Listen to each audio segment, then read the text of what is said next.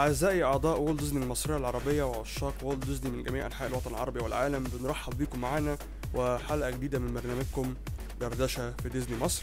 طبعا اللي ما كانش متابعنا من الأول واللي لسه جديد واللي ما يعرفش إيه برنامج دردشة في ديزني مصر، ده عبارة عن برنامج بيختص بلقاءات مع أبطال ونجوم الدبلجة العربي اللي عملوا أدوارهم في أفلام ديزني.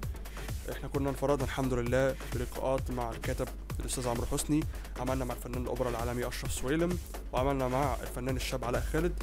واحنا طبعا توقفنا لفتره اسبوعين او 3 اسابيع بسبب ظروف اضطراريه انتوا عارفينها ومش هنتكلم فيها، لكن ولله الحمد ورجعنا لكم بقوه.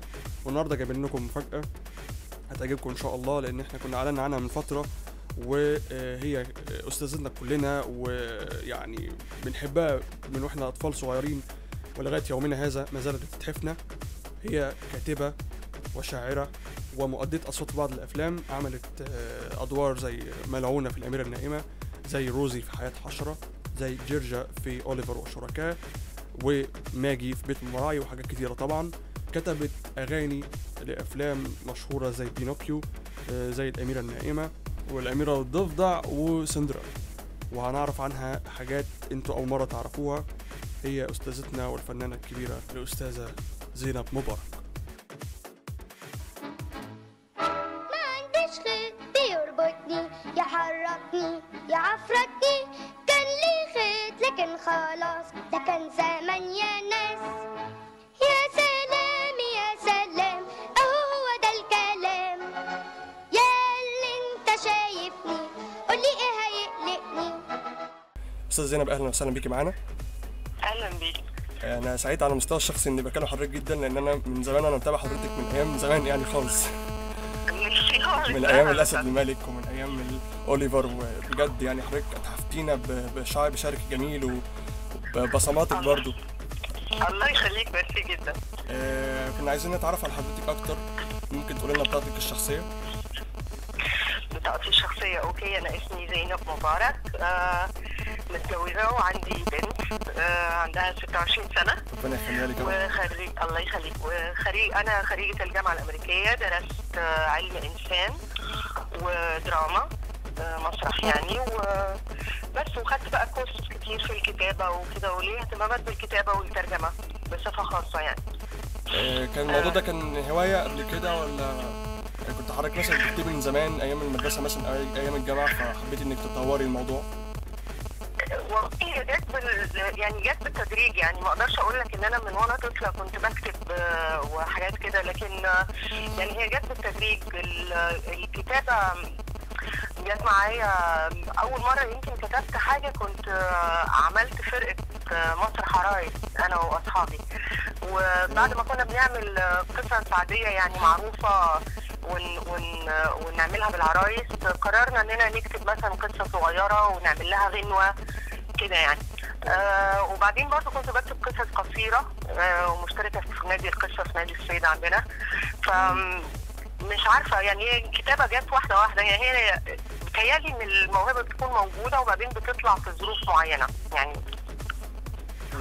بس فهي جت كده واحده واحده يعني، مش بالصدفه، بس الظروف جت تباعا كده يعني. ان انا ابتديت اكتب مثلا للاطفال، وبعدين ابتديت اكتب اغاني، ولما اشتغلت مع الاغاني تحديدا يعني ما شاء الله ليكي بصمه كبيره جدا عندنا شخصيا وعند ناس كتير.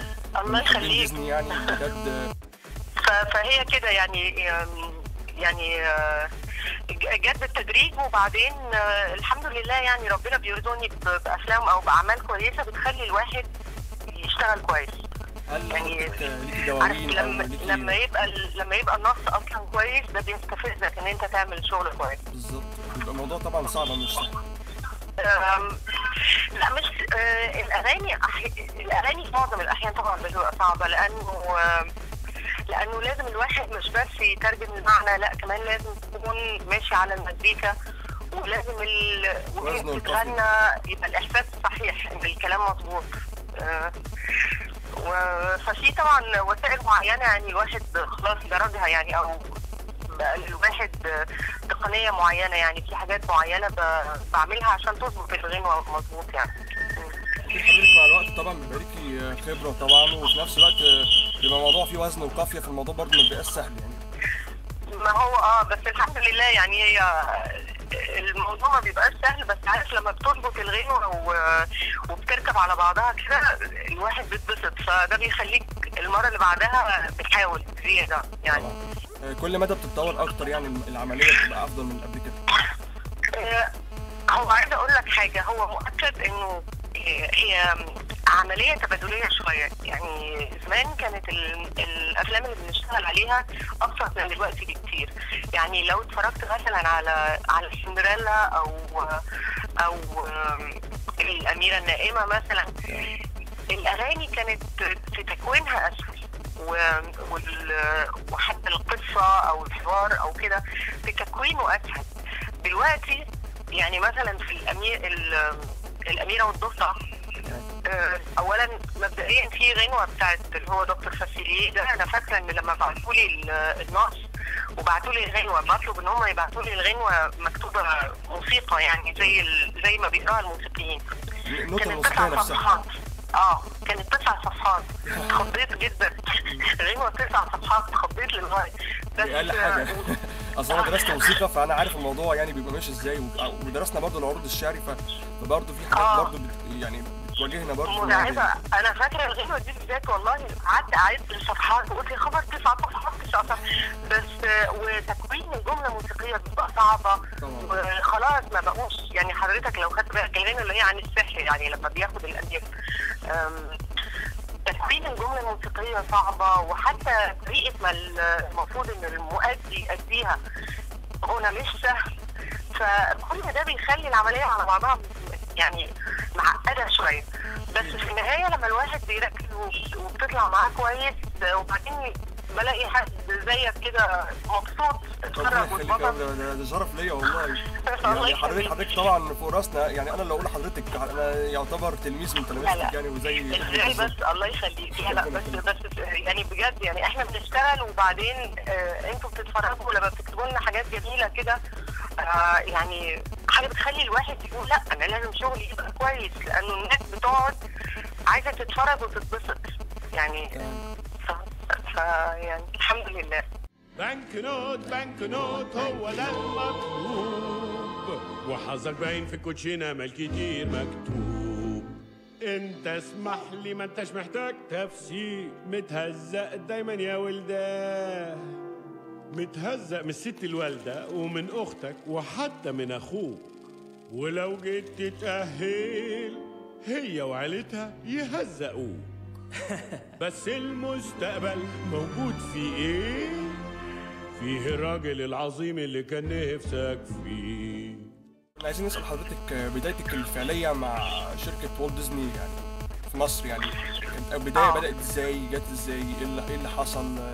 عايزين نعرف اعمالك برضو اللي احنا ممكن ما نكونش ملاحظينها او عارفينها من والت ديزني، سواء على الاشهار اوكي.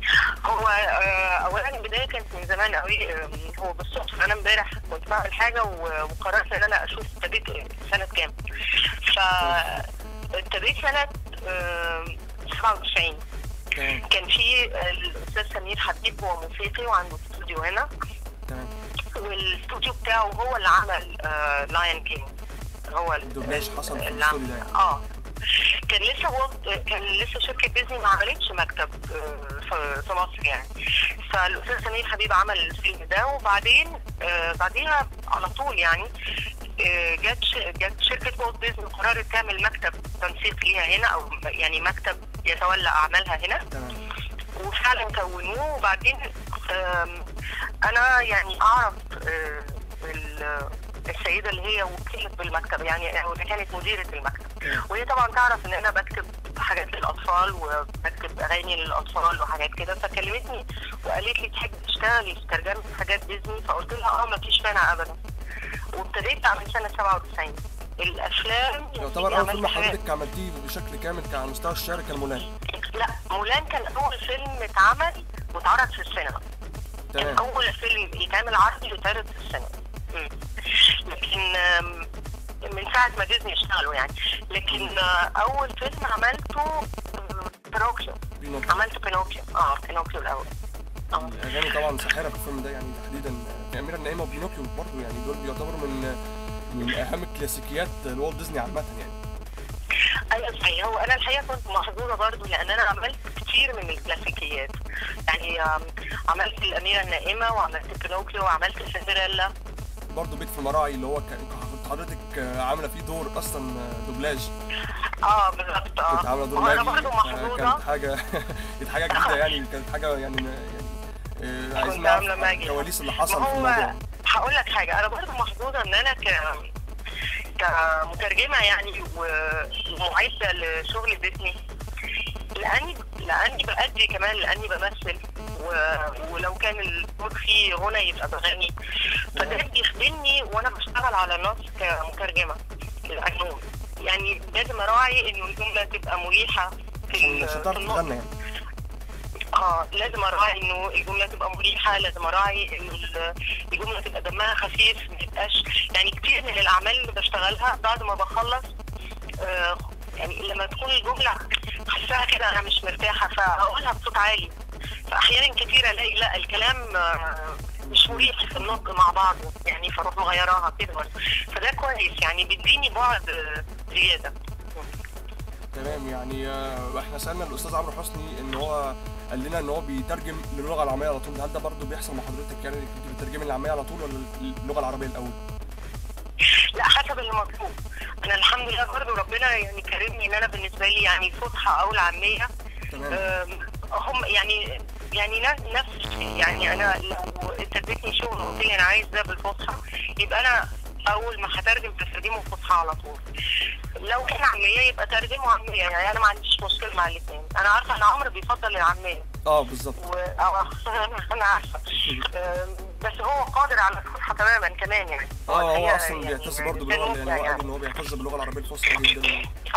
هو مره كان قال لي انه بيشوف انه الترجمه للعاميه بتديله فرصه ان هو يعني الحاجه دمها خفيف.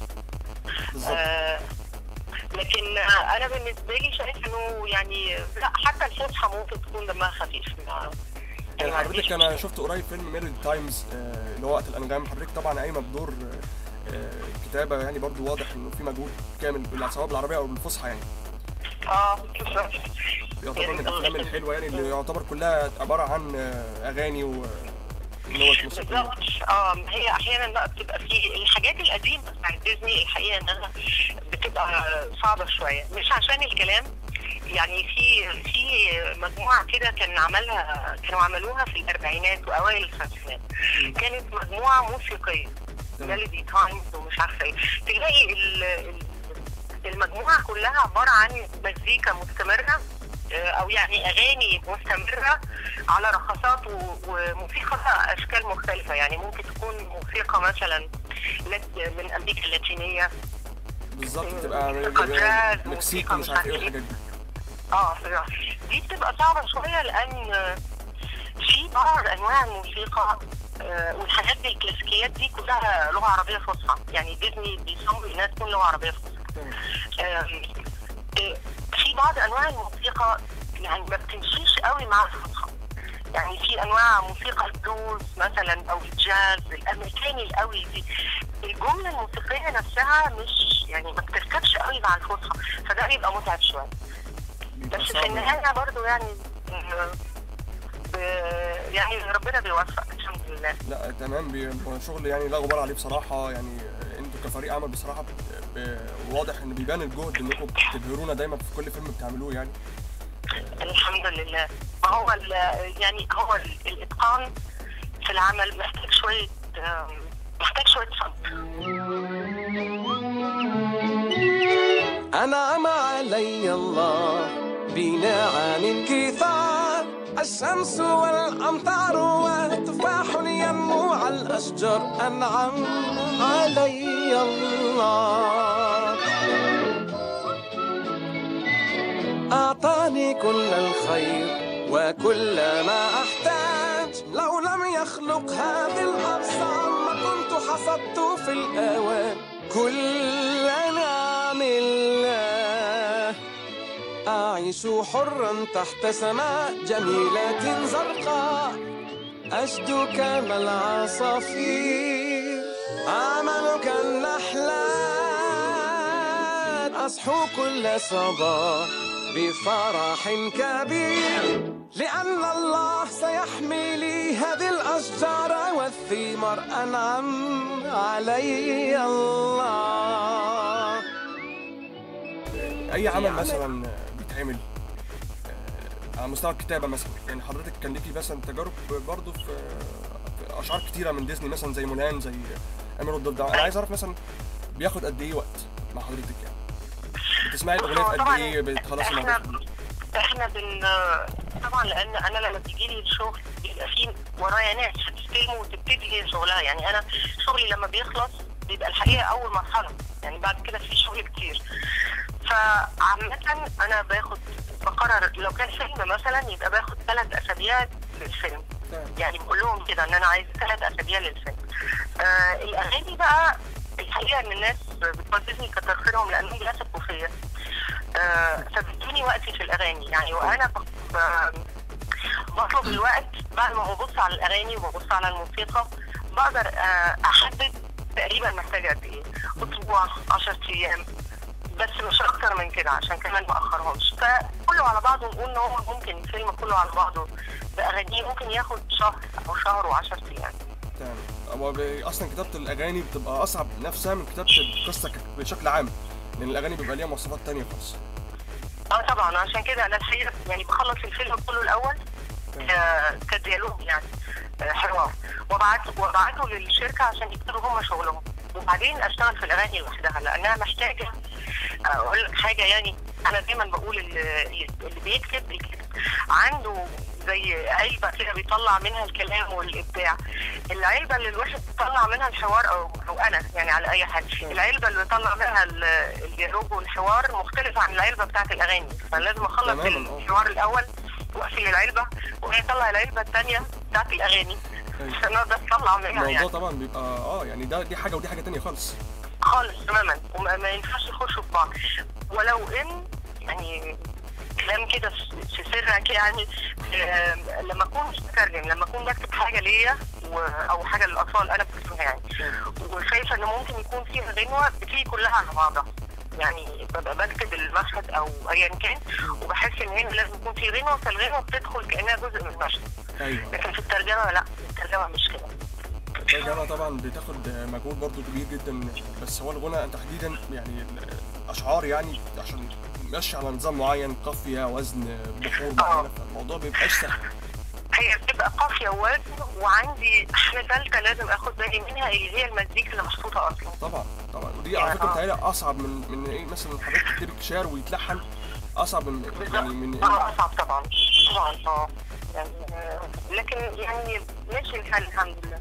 واحيانا للاسف عشان بس ما تزعلوش مني، بيحصل ساعات انه علشان الموسيقى بشكل معين ممكن لو جيت قريت الكلام بتاع الغنوه لوحده تحس ان هو مكسور، بس بيبقى مش جنبي، بيبقى ان هو لازم لو اتوزن هيفرق عن الموسيقى. وانا طبعا بتبقى ساعتها المهم عندي ان الكلام بيمشي مع المزيكا بالظبط عشان هو يبقى نفس النسخه الاوريجينال بالظبط يعني. بالظبط. بس هو مثلا في حاجه يعني انا افتكرت دلوقتي على كلام حضرتك، مثلا في فيلم مولان مثلا كان في اغنيه اسمها حقيقه مولان.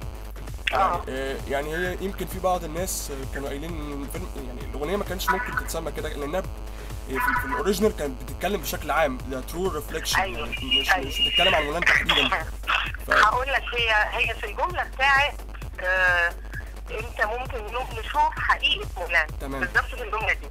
انا هقول لك هي الفيلم ده لانه كان اول فيلم هينزل سينما، فلما جينا خلصناه يعني اول مره انا عاده بشتغل الفيلم كله وبعدين براجعه كله على اللابتوب بتاعي، لكن لان مولان كان اول فيلم هينزل سينما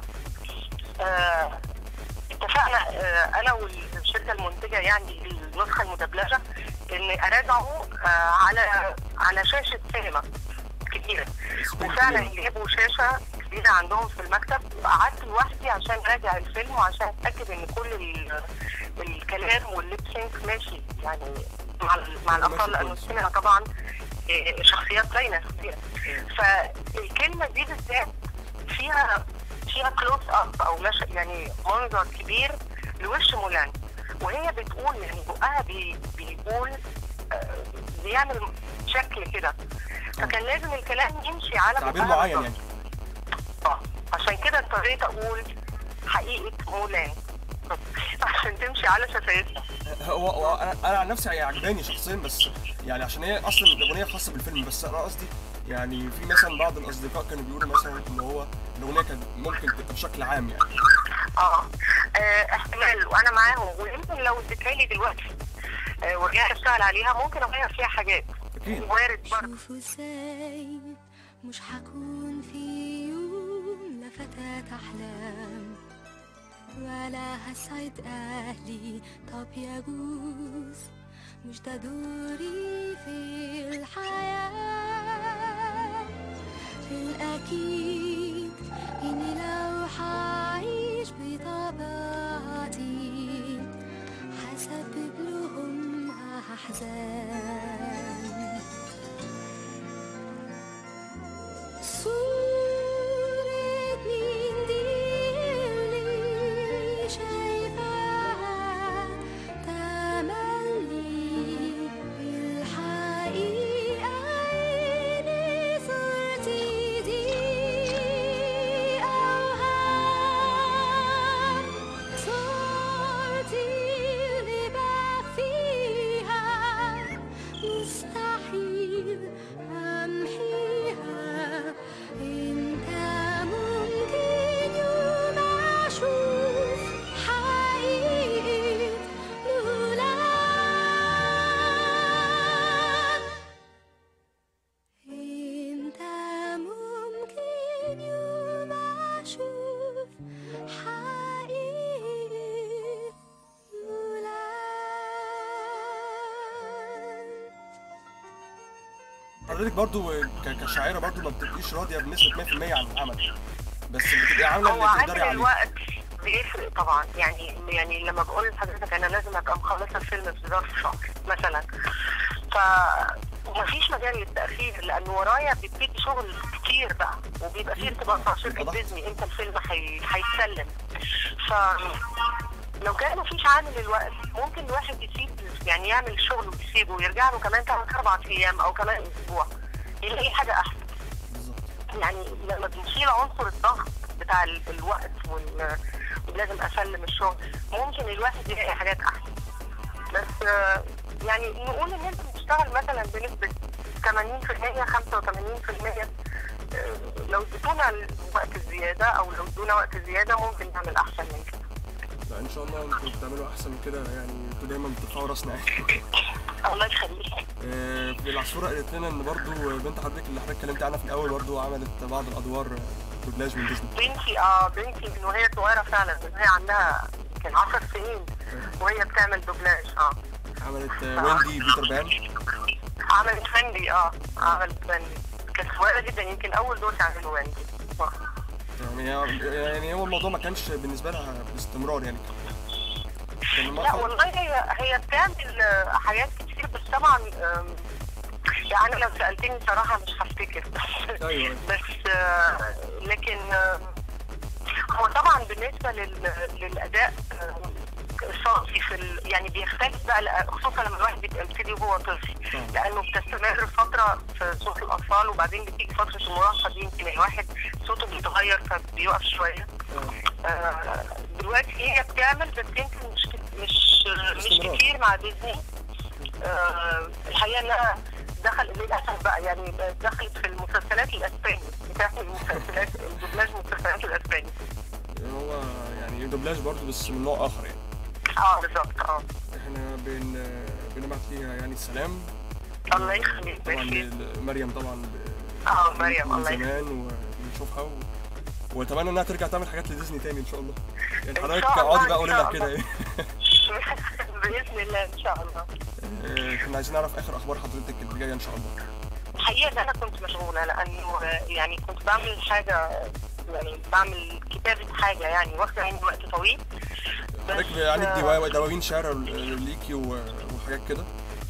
او حاجات مطبوعه منشوره يعني في السوق او لا هي في حاجه هتنزل منشوره بس لسه ما تمتش. هي حاجه الحقيقه ظريفه قوي، مش عارفه اذا كان الحقيقه اقولها ولا ايه. لا حضرتك قوليها طبعا يعني. يعني ده عندنا احنا بس يعني. في حد جالي وعرض عليا ان انا نعمل كتاب بس مصور زي المجلات، زي حضرتك عارف كتب تنتن مثلا اللي هي الكوميكس، مجله ميكي وتنتان زي بالظبط، مش مجله، هو كتاب يعني زي كتب تنتن وبلسكو كده عن شخصيه تاريخيه معينه، بطل عربي. وفعلا كتبتها، كانت تجربه ظريفه قوي، لان انا بكتب الحكايه مش سرد، بكتبها ولازم دايما يبقى في مخي انها هتنزل كادرات زي المجله بالظبط. فبيبقى كل حاجه بكتبها بتصور الصوره شكلها ايه والحوار، وفي نفس الوقت بما انه بطل مهم جدا وبطل تاريخي كلنا بنحبه، مش هقول لك على اسمه، فلازم عملت بحث كتير قوي في تاريخه عشان كل المعلومات تبقى دقيقه وصحيحه ومضبوطه. وعملنا الكتاب من اول ما اتولد لحد ما مات، يعني حياته كلها، اللي هو حياه كامله يعني. حياه كامله. فان شاء الله هينزل، ولما ينزل يعني هقول لكم علشان لازم طبعا، عشان حضرتك شوقتيني اصلا. ربنا يخليك يا رب، احنا ده من يعني من شرف لينا يعني. الله يخليك، ربنا يكرمك. كنت عايز اسال برضو حاجه برضو مهمه في رايك في توزيع الافلام عامه في مصر، ايه راي حضرتك فيه؟ لا الحقيقه انا مبتئسه جدا على توزيع افلام ديزني في مصر، يعني مع احترامي نفسي اسال حد يقول لي لا انا مبسوط. انا نفسي قوي ان يعني اولا نفسي من الافلام يبقى توزيعها بشكل اوسع، ويبقى اسعارها احسن من كده بكتير. اهم حاجه الاسعار، لانه يعني انا صدقني انا ما باخدش نسخ من الافلام اللي بشتغلها، فاحيانا في افلام معينه ببقى عايزه تبقى معايا، يعني يبقى اتلانتس مثلا، عايزه اتلانتس يبقى عندي، يعني بيصعب عليا، مش ليا مش مهم، انا هروح اشتريه وخلاص. لكن يعني مش معقول ان احنا عاملينه علشان كل الناس، كل الشباب والاطفال يتفرجوا ويتبسطوا ويروحوا يلاقوا سعر الDVD مبالغ فيه بالشكل ده 300 جنيه يعني حاجه يعني حرام، ده مش معقول. بس انا حتى لو كان ده هيزعل ديزني، بس ده الحقيقه يعني. لا هي دي الحقيقه، دي بصراحه هو مش من شركه ديزني، وتحديدا من شركه روتانا، يعني هي للاسف يعني شايفه ان مصر ما فيهاش سوق يعني ماشي. لا ما انا عارفه انه مش هنا بس، يعني كان في فيلم مش فاكره اني في حاجه برضه بتاعتي، بس انا مش فاكره اني واحد فيهم اللي ما كنتش لاقياه هنا ولقيته في بيروت. هو واضح انه كان الاميره والضفدع يعني. لا ما كانش الاميره والضفدع، حاجه قديمه. ولما لقيته قلت لا انا هشتريه لان مش هلاقيه تاني. لكن الفكره انه كان برضه غالي. وبعدين مش متوفر، يعني لما حضرتك نقول ان هو موجود مثلا بس في فيرجن او بتاع، مش معقول يعني، لازم يكون في حتت كتير يعني انا مثلا لما كنت في الكويت كنت بشوف في فيرجن، كنت بشوف تويز ار اس، حتى تويز ار اس اللي في مصر ما فيهوش الافلام دي يعني. لا تويز ار اس ما فيهوش. وبعدين في نقطه ثانيه، انا مره كنت اتكلمت مع مديره مكتب ديزني هنا ايام ما كانوا لسه فاتحين، لان طبعا مكتب ديزني قفل. يعني بنعمل شغل من خلال ديزني، بس ما بقالهمش مكتب ممثل ليهم هنا. ممثله شركه مصريه ميديا حاليا، يعني هي اللي ماسكه. ايوه مره اتكلمت معاها ان في افلام ثانيه، يعني بنزل مثلا تويز ار اس او كذا، الاقي فيلم مولان، طب امسكه يا ربي، مولان مش هو نفس الكاركترز ومش ده شكل الافيش اللي انا عارفاه، ده حاجه ثانيه خالص، ده شركه ثانيه خالص. الشركات دي يعني مين الشركات دي وبتعمل الافلام دي ازاي؟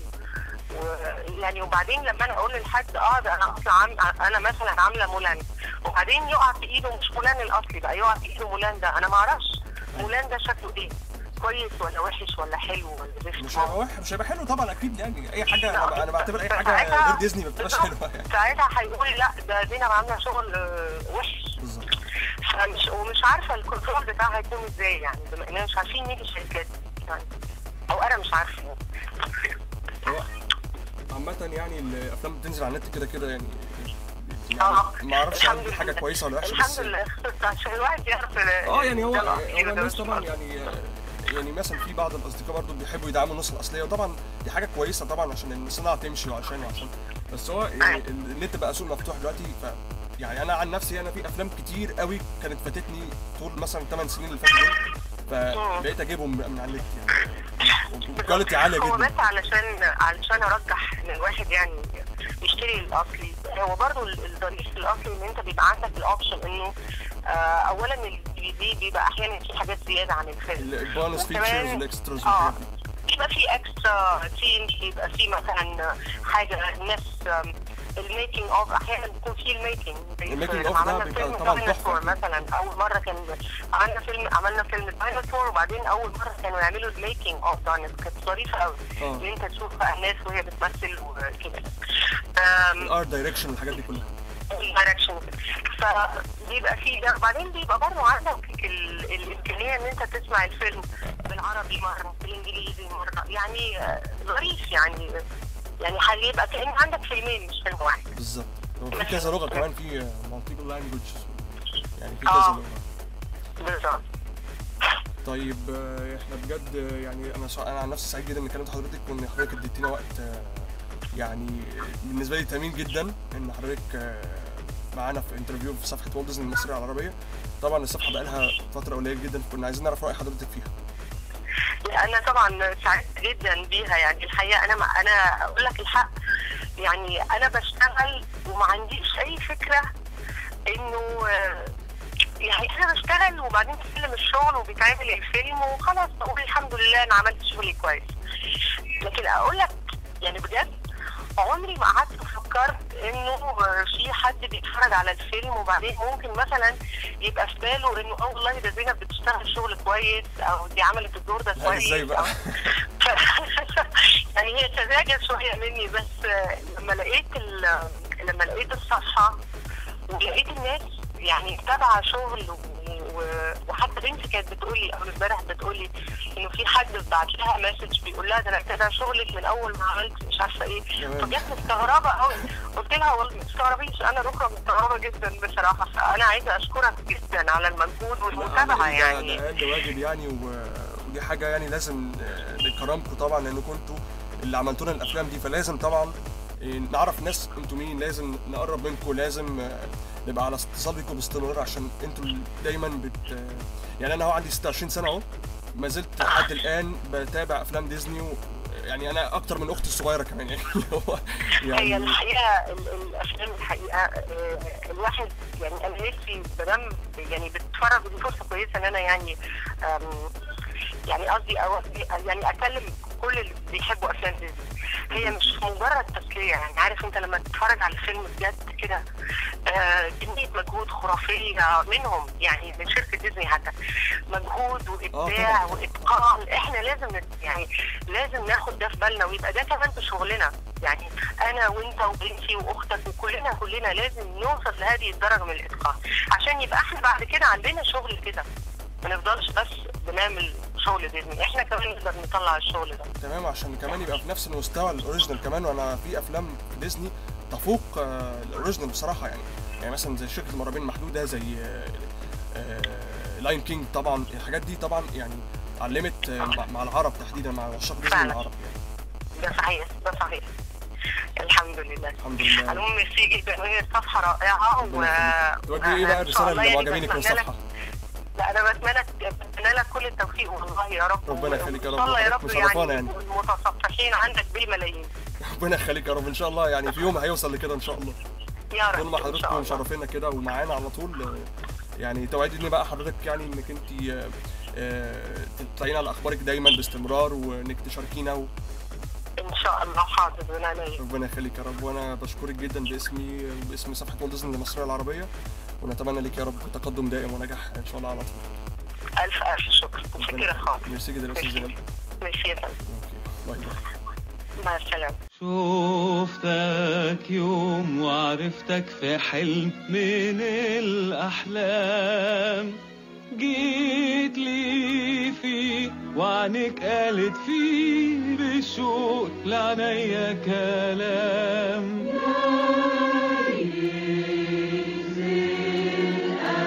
الأيام مش دايما بتحقق